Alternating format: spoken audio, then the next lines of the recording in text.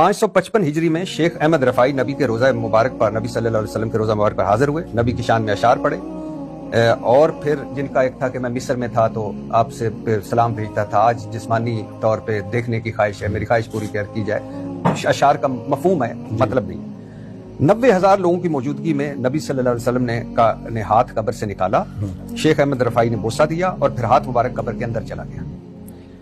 अब ये मुझे 555 हिजरी में 90,000 लोग और फिर सारों ने ये मंजर देखना, और फिर चलो ये तो दो सानवी हो गई हैं, और ये जो हजूर सल्लल्लाहु अलैहि वसल्लम के रोज़ा मुबारक के साथ हजरत आयशा का हुजरा बाद में पूरी लाइफ गुजारी हुई, उन्होंने दावा नहीं किया, चारों खुलफाए राशिदीन ने दावा नहीं किया, उनके जो अहले बैत है उन्होंने दावा नहीं किया। आप इसको सही समझते? देखें, शेखुल हदीस मौलाना ज़करिया ने कहां से नकल किया है मुझे नहीं मालूम, मैं शरीयत की एक उसूली बात बयान करता हूं, उसूली बात जी। करामत के सुदूर में ये कहना कि फलां से क्यों नहीं हुई, फलां से क्यों हो गई, ये बात ही गलत है। सुलेमान अलैहिस्सलाम का एक मुरीद है, वो सेकंडों में तख्त उठा के ले आता है, सुलेमान अलैहिस्सलाम क्यों नहीं लेकर आए?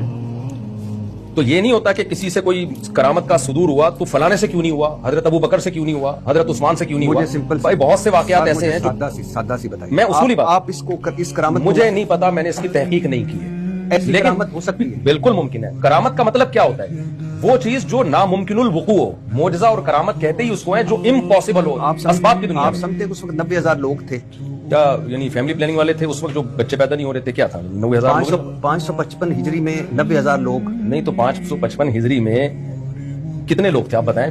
क्या उस वक्त औरतों ने बच्चे पैदा करना खत्म कर दिए थे? और 90,000 लोगों के सामने देखा होगा जब अगर ऐसा वाकया हुआ है। और जो आलम साहब थे उनको कैसे, वो कोई महकमा शुमारियात के थे, उनको पता था 1 2 3 4 5? नहीं, इसका मतलब तो ये हुआ कि जितने भी तारीखी वाकयात बयान किए जाते हैं जिसमें ये बताया जाता है 10 लाख का लश्कर था, तो क्या वो गिन रहे थे बैठ के? तो सारे तारीख एक अंदाजा होता है, उस जमाने में कैलकुलेशन अंदाजे से की जाती थी।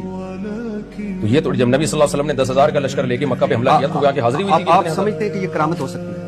देखिए, करामत कोई भी दुनिया में हो सकती है। आप ये करामत समझते हो सकती है? बिल्कुल हो सकती है। तो फिर तो आप यानी नबी सल्लल्लाहु अलैहि वसल्लम पे हमारी जान कुर्बान का हाथ निकला, उन्होंने हाथ निकलना ये मोजज़ा या करामत है? उम्मती की करामत है, पैगंबर का मोजज़ा है। अगर हुआ है, मुझे नहीं पता ये हुआ है, लेकिन करामत पर यकीन करना जरूरी नहीं है। अगर मैंने आपसे कह दिया मैंने शहीदों के खून की खुशबू सूंघी, आप कह दो नहीं मुफ्ती साहब गलत कह रहे हो, इससे कोई आपके ईमान में फर्क नहीं पड़ेगा।